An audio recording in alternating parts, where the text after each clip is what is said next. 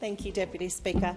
I just want to start by acknowledging I have no doubt that every single person that has spoken to this motion this afternoon has come from a place where we want to see the best outcomes for Australians. So we meet united on that front. I also have no doubt that if there is ever going to be a time and a place when we should discuss how decisions are made around where our money is spent, it is the day after a budget is brought down. And I 100% applaud those sitting on the side of the chamber who represent the government in their unwavering support of the budget that was delivered last night.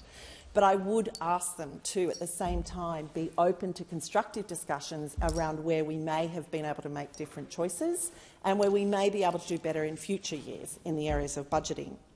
According to the Cambridge English Dictionary, a band-aid solution is a temporary solution that does not go to the cause of the problem. And since examining the budget papers last night, I'm sorry to say I actually fear that what was delivered when it comes to lifting people out of poverty and addressing intergenerational inequity was actually typified by a number of band-aids put over what are areas that actually need fundamental and true reform. The truth is, Australia's social security system, unemployment and underemployment, the cost of living crisis and the housing crisis are pushing more and more Australians into poverty. A 2022 snapshot of poverty found there were 3.3 million people living below the poverty line in Australia, including 760,000 children. The impact on young Australians and single parents, the majority of whom are women, is particularly notable. Women experiencing domestic violence are frequently forced to make one of two decisions: stay in a violent relationship or leave and live in poverty. The most recent data shows that of the 220,000 single mothers in Australia currently accessing single-parent payments, 3 out of 5 had experienced violence. So the additional funding in last night's budget for the National Plan to Reduce Violence Against Women and Their Children is welcomed. And yes, it is overdue, through no fault of the current government. But the truth is, while domestic violence breaks families, it is arguably government policy which is leaving them in poverty. Prior to 2006, a single parent could be eligible for the parenting payment plan up until their youngest child turned 16.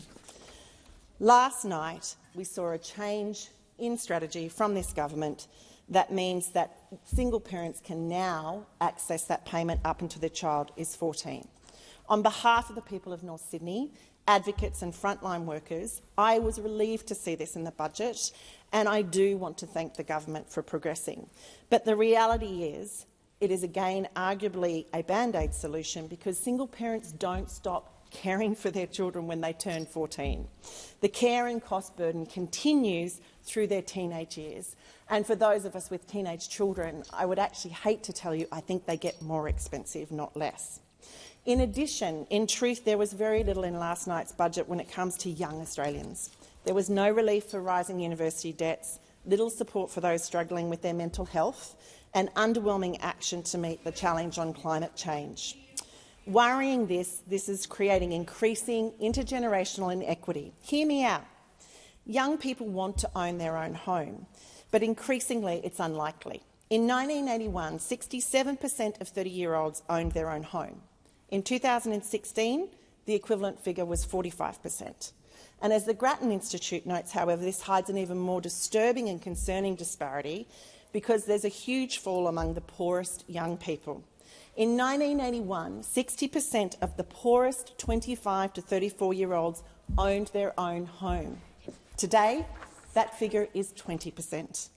We must stop and listen to young people as they tell us what they need and how they want us to respond. Serious steps must be taken to advance housing affordability and availability, which is why I back the Housing Affordability Fund. But we do need to look at how we are boosting housing supply, and we need to look at whether that means we should be reducing tax breaks for investment properties which sit empty. We need to see improved outcomes for people who don't own their own homes by changing rental laws to give renters more rights, increasing the supply of social housing and an even greater boost to rent assistance. Ultimately, the government must revisit the long list of productivity-enhancing reforms that have been advanced by federal and state productivity commissions to boost long-term living standards. We must get our macroeconomic policy settings right. Thank you.